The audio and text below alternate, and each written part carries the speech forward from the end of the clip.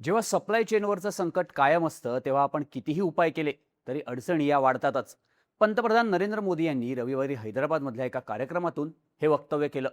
मोदींनी यावेळी आपल्या भाषणात 1 वर्षापर्यंत सोनं खरेदी करू नका, पेट्रोल डिझेलचा जपून वापर करा अशी आवाहनं भारतीयांना केली. देशाला सर्वोच्च प्राधान्य देऊन आपल्याला एकत्र लढायचंय असंही पंतप्रधान नरेंद्र मोदींनी सांगितलं. मोदींच्या या आवाहनानंतर देशावर मोठं संकट येणार का, कोविड सारख्या परिस्थितीचा भारतीयांना पुन्हा एकदा सामना करावा लागणार का, अशा प्रकारच्या चर्चांना सुरुवात झाली आहे. खरं तर मिडल ईस्टमध्ये सुरू झालेल्या युद्धानंतर गेल्या 3 महिन्यात पंतप्रधान मोदींनी अशा प्रकारचे संकेत अनेकदा दिलेत. कोविड सारख्या परिस्थितीला सामोरं जाण्यासाठी भारतानं तयार राहायला हवं असं पंतप्रधान नरेंद्र मोदी 2 महिन्यांपूर्वी म्हणाले होते. पण यावेळी मोदींनी भारतीयांना थेट आवाहन केलंय. परिस्थितीला सामोरं कसं जायचं यासाठी मोदींनी लोकांना उपाय सांगितलेत. याचाच अर्थ वेशीवर असलेलं संकट आता दारापर्यंत आलंय असंच मोदींना यातून सुचवायचं असल्याच्या चर्चा होत आहेत. मोदींच्या या आवाहनाचा नेमका अर्थ काय, मध्य पूर्वेत सुरू असलेल्या युद्धाचा भारतावर कसा आणि किती परिणाम होऊ शकतो, भारत खरंच मोठ्या क्रायसिसमधून जाण्याची भीती का व्यक्त केली जाते, पाहूया त्या व्हिडिओमधून. नमस्कार, मी शार्दूल आणि तुम्ही बघताय बोल व्हिडिओ.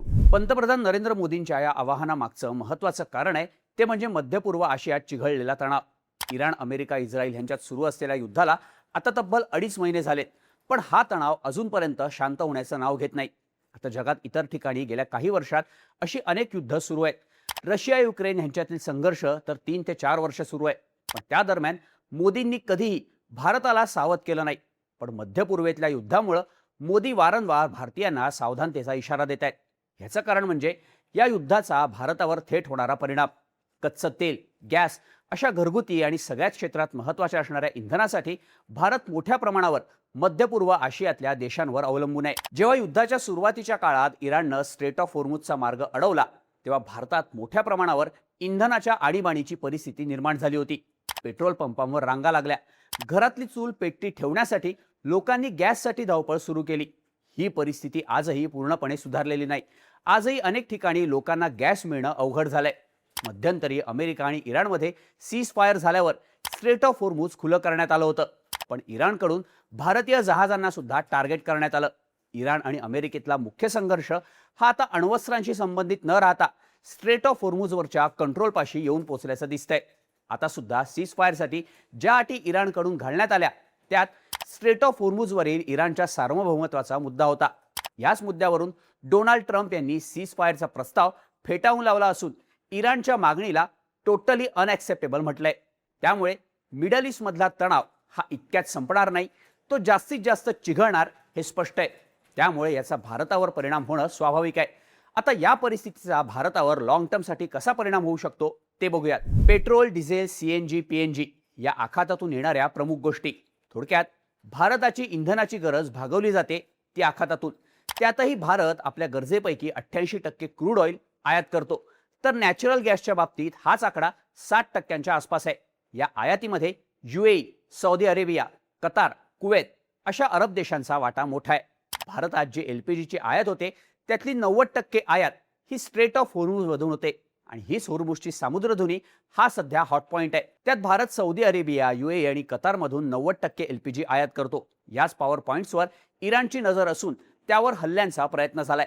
समजा हे हल्ले वाढले तर या पॉवर प्लांट्समधलं प्रोडक्शन थांबेल. इथून ट्रान्सपोर्टेशनसाठी अडथळे आले तर अरब देशांमधून होणारा पुरवठा कमी होणार, प्रोडक्शन कमी होणार आणि याचा परिणाम म्हणजे पेट्रोल, डिझेल पासून गॅसपर्यंत सगळंच काही महाग होण्याची शक्यता आहे. अर्थात हा इफेक्ट फक्त ग्लोबल मार्केटपर्यंत मर्यादित राहणार नाही, तर त्याचा देशांतर्गत गोष्टींवर सुद्धा इम्पॅक्ट होणार. ज्यात पहिला नंबर लागेल तो घरगुती गॅस सिलेंडरचा. कारण LPGचा तुटवडा तयार झाला तर गॅसच्या किमती वाढणार. आता सरकारनं तुटवडा नसल्याचं सांगून सुद्धा गॅस सिलेंडरचा काळा बाजार सुरूच आहे. पण हा तुटवडा वाढला, युद्ध आणखी चिघळलं तर घरगुती गॅस सिलेंडरची किंमत वाढू शकते. सोबतच 2 सिलेंडर मिळण्यामधलं अंतर सुद्धा आहे त्यापेक्षा आणखीनच वाढू शकतं.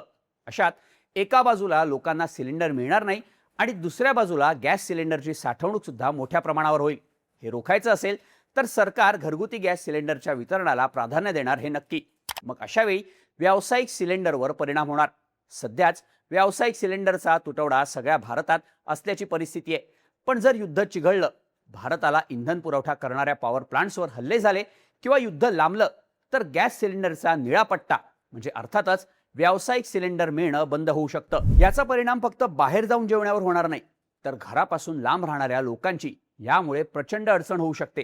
छोटी मोठी हॉटेल्स, मेस बंद झाल्या तर कॉलेजचे विद्यार्थी, घरापासून लांब कंपनीत काम करणारे कर्मचारी यांच्या जेवणाचा प्रश्न तयार होऊ शकतो. त्यामुळे साहजिकच कॉलेज, कंपन्या बंद करायची वेळ येऊ शकते. कंपनीत काम करणाऱ्या कर्मचाऱ्यांपासून मजुरांपर्यंत परिणाम जाणवू शकतो. साहजिकच कामं ठप्प होऊन बाहेर राहणारे घराकडे परतू शकतात.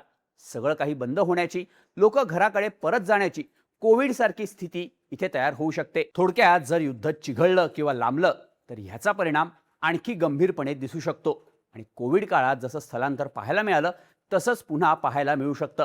त्यानंतरचा इम्पॅक्ट असेल तो पेट्रोल डिझेलवर.